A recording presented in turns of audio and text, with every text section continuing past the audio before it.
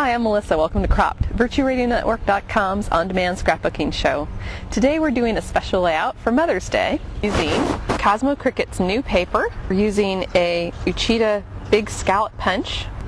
We're using a scallop die cut from Sizzix and some Sizzix flowers, along with some May Arts ribbon, some Mermaid Tears nail heads, and some jewels. Okay, so a lot of you have asked where you can get these supplies, and I know it's hard tracking all the supplies down. So what we've done for you is actually create kits, which you can order through our website. The kit will include the new line by Cosmo Cricut. It's called Girl Friday, and it's the entire paper crafting kit. You're going to get this flourishy thing along with these little flowers, and you get 2 yards of May Arts ribbon, some Mermaid Tears nail heads and jewels, and 4 sheets of basil paper that come in different colors, and we'll show you that when we get upstairs. So here's our Happy Mother's Day project. Now that you've seen what's in the kits that we're selling, I want to go over some products that every scrapbook room should have. One of the main ones is this die cut machine by Sizzix. It's the Big Shot, and it is just, there are just endless possibilities to what you can do. We used one of their Sizzlet flower dies. It comes with all 3 of these dies. I think it's at most $20 retail. You can order it straight from their website, and it has different shapes you can layer. As you've seen in our kits and our page layout, we just use pattern paper, but you can use vellum, you can use metal, you can use in fact, there's a great product called glue foil that you can use to run. It's a very thin sheet of metal that has an adhesive backing. There's just all sorts of things that you can do with one little set of dies, so you really get your investment. The other thing that we're using is this clear frame die to make our big scallop square. And one of the good things about these is you can line up where you want your pattern paper, because you can actually see what you're going to cut. The other item that we used, again, absolutely versatile product, is this giant scallop by Uchida. Now, it looks like this on the front, but it's actually almost 3.5 inches across. So this is a great item if you're making like party favor tags, or what I do sometimes if I'm going to bring somebody donuts or cookies to somebody's house.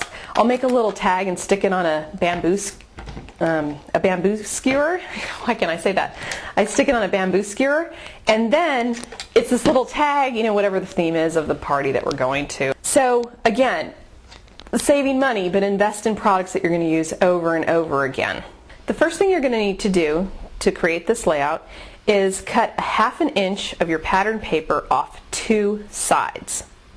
This will make it about 1/4 inch border all the way around when you mount it onto your cardstock. Next, you want to take this distressing tool and rub it along the edges of all 4 sides. This will give it a little bit of texture and a little bit of just depth to the paper. Adhere the paper to the background paper.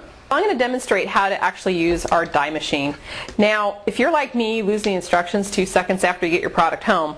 And Sizzix, probably dealt with a lot of people like me, they actually put the instructions on the platform that you use with the die cuts.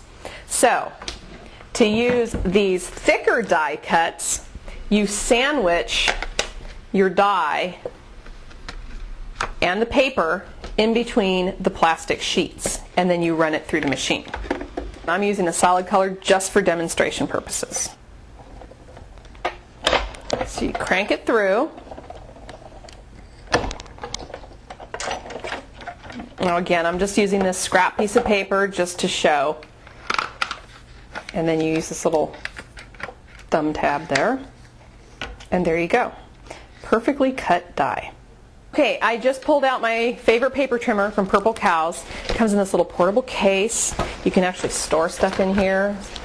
And I'm going to trim these pieces of paper. Again, I like to use scraps. Don't want to waste any more trees. Just cut them down so they're going to fit into our flowers. Now we're going to make these little flowers. We're using different pattern paper. But see how I just layered different colors of scrap paper? And one of the things that I did is the actual front page of the crafting kit has a little square of every single paper that comes in the kit. I actually use that sample square to cut some of these flowers. That's why the stripes are really small, and that's why this little thing that with the bumblebee, if you can see the patterns, it actually has the piece of paper shrunk down into a little 2x2 square. So now I'm going to place the papers on top, and I'm going to actually cut multiple dies at one time. I'm just using random. I just putting all the scraps on there, and then I will layer them after I've cut a few of these.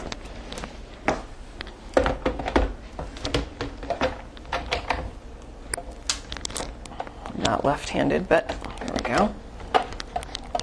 You want to make sure you hold on to this. That's what this handle's for.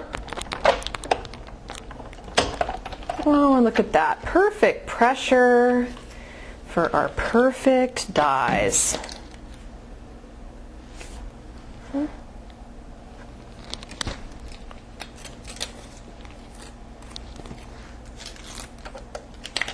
Now, because I'm me, I would reuse this scrap and now use it over here on this, for this little guy right here. So once you've gotten your dies done, you just want to figure out which side you want to use and start layering. Make it fun. And then what I did is I folded the edges of the flowers to give it more dimension. And here's how you put in a nail head. I use these for the centers of the flowers. One of the things that comes in the kit are the little flowers that come with the scroll. So you punch it through the center of the flower, and I'm using a bone folder to push the prongs in towards the center. There you go. So it gives a little bit more dimension than a brad.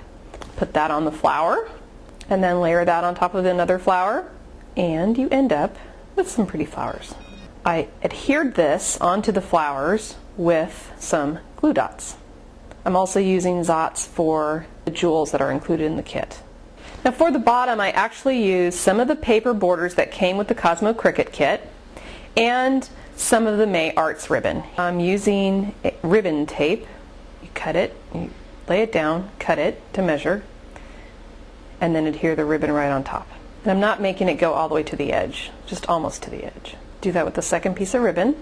And now I'm taking a little 2-inch border piece of the striped paper, laying it above the ribbon, adhere it with just your normal adhesive, bringing it about 3/4 inch from the edge of the page, and then cutting it with an X-Acto.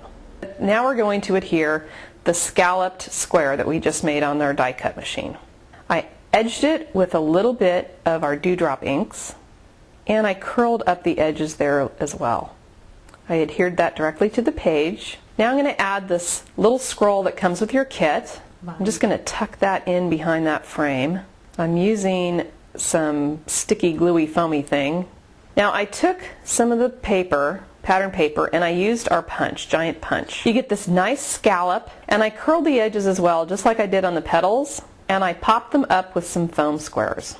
Adhere that directly onto your scallop square. And now I use some spare flowers that I didn't use to actually make our dimensional flowers, and put that right on top of that scallop. You can put the wording right on top of that flower. Then you just want to arrange the flowers so that it's pretty onto your page, and then put some jewels, and there you go. So here's our completed page. Now remember, you want to make it easy on yourself and get yourself a Mother's Day gift. Just order our kit directly from our website.